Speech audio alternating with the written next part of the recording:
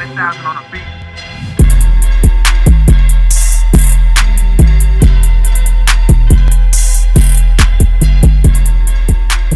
Guys, welcome. As you guys know, I'm 𝐒𝐻, and we finally have the content house ready. We have a different theme for every room, and we will be covering sports. And this is the first ever episode of 𝐒𝐻's SportsCenter, which will all be on the Real 𝐒𝐻 YouTube channel. So guys, what a weekend of fights. What a weekend of fights, and what a week of sports as well, because as you guys know, I went to watch Arsenal vs Barcelona in LA with troops. And yeah, the fights this weekend, the boxing, the UFC, incredible. And yeah, I'm just going to go through them. First of all, I'm going to start with the boxing. Errol Spence vs Terence Crawford. Wow. For the welterweight undisputed title. And what a masterclass it was from Crawford. Two southpaws going at it. And honestly, I thought it was going to be a little bit more competitive than what it was. But yeah, as I said, what a masterclass from Crawford. And he really showed why, for me, he's the pound-for-pound best fighter in the world right now. And why he's unbeaten. And honestly, I don't see anyone beating him anytime soon. So yeah, we saw Errol Spence get knocked down in the 2nd, the 7th twice, and the 9th. The 9th was a TKO stoppage. And I think it was a good stoppage. I think he took a lot of punishment. And yeah, it was a great fight. It delivered exactly what we wanted to see. Like I said, probably thought it was going to be a little bit more competitive. But yeah, Crawford was just a different level. So yeah, now Crawford is undisputed in 2 divisions. I believe they both made roughly like 10 million from the fight, which is great. Next for Crawford. So next they're talking about Jermell Charlo at 154 pounds. They're also talking about maybe fighting Canelo in the future, who I know Charlo and Canelo are fighting in September, I believe. And also Jaron Ennis. They've been talking about Terence Crawford fighting next. And also, I forgot one actually, the Australian champion, Tim Tszyu. I think I said his name right. So, yeah, what a fighter. And I want to ask you guys before I move away from boxing, in the comments, let me know, guys, do you think Terence Crawford would have beat Mayweather in his prime? It would have been a great fight, and I would have loved to see it. I feel like Crawford definitely has a lot more power than Mayweather had. But yeah, I would have loved to see that fight. What do you guys think? Do you think Terence Crawford would have given Mayweather a good fight? And yeah, onto the UFC. Wow, man. Crazy. Headshot bang. And last time we saw that in Salt Lake City, we saw Leon Edwards, my boy from Birmingham, UK, take out Kamaru Usman with a high kick. And yeah, it seems that Utah must have it in the high kicks in the main events, because it happened again. And Justin Gaethje caught Dustin Poirier with an incredible high kick. Faked the right and then just straight away threw the high kick and just caught him perfectly. And it was even crazy because Dustin Poirier actually put his arm up and he actually put the block okay, but it just wrapped around his block and just caught him perfectly. And now you've seen Justin Gaethje calling out for the title, wants to fight Islam Makhachev. But guess who called him out? Yes, Conor McGregor. Conor McGregor seems to lost interest in fighting Michael Chandler, and now he's just turned it around and he wants to fight Justin Gaethje. Which, I don't know if it'll be a good fight for Conor McGregor. And don't get me wrong, I think Conor's one of the best fighters, you know, not right now, in his past, you know, double champion, the way he did it. You know, Conor in his prime was incredible, but I just don't believe that we'll ever see that Conor again. And I think him fighting Justin Gaethje will not be good for his career. But yeah, that fight was great. Whether Gaethje's going to go fight Islam Makhachev or Conor McGregor next, I want to see him fight. The highlight reel as we know him, he literally is a highlight reel. So yeah. On to the next fight, we saw Jan vs Pereira.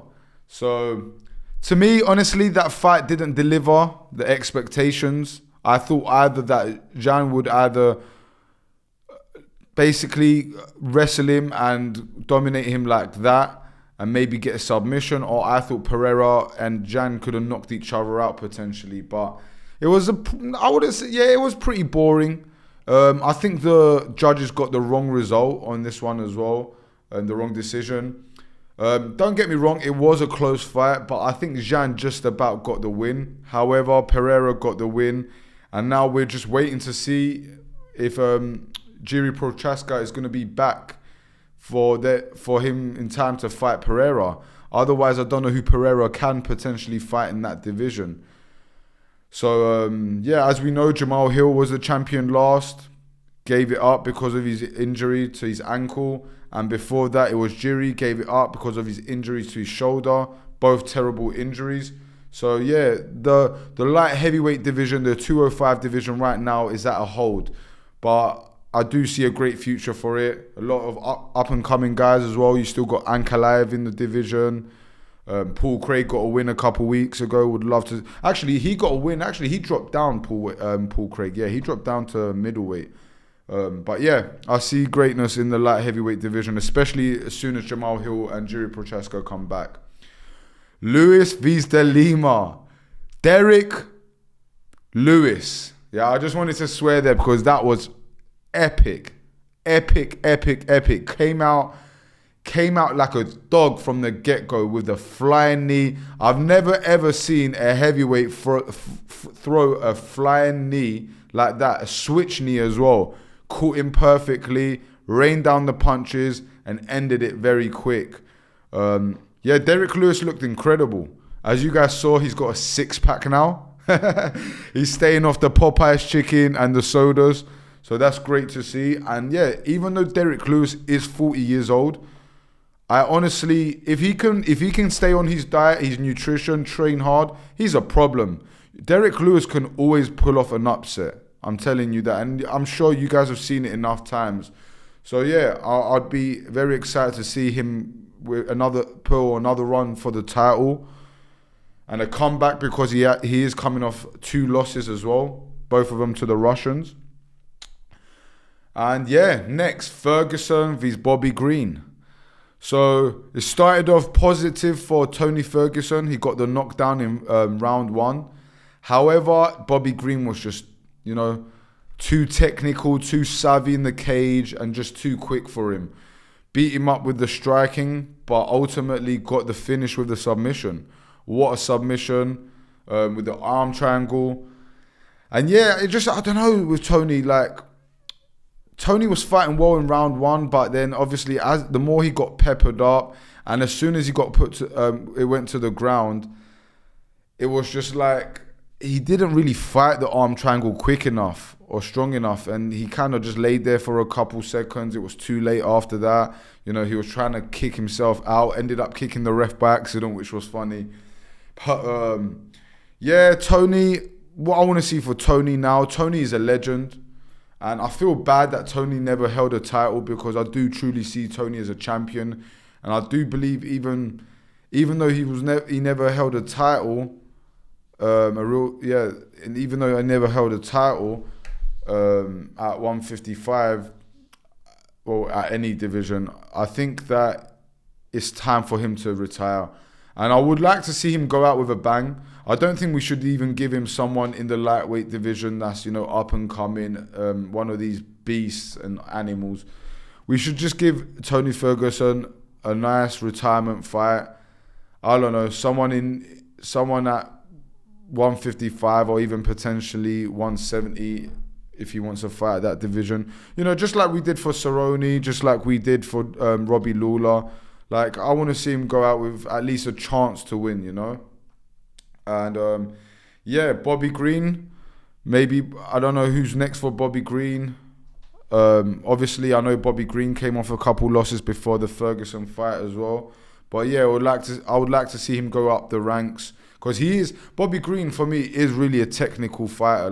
When it comes to standing, he's great, and he showed us against Ferguson that he does have ground game as well. Even though in the past he has been taken down to ground and been dominated a couple times. Obviously, we saw it with Islam.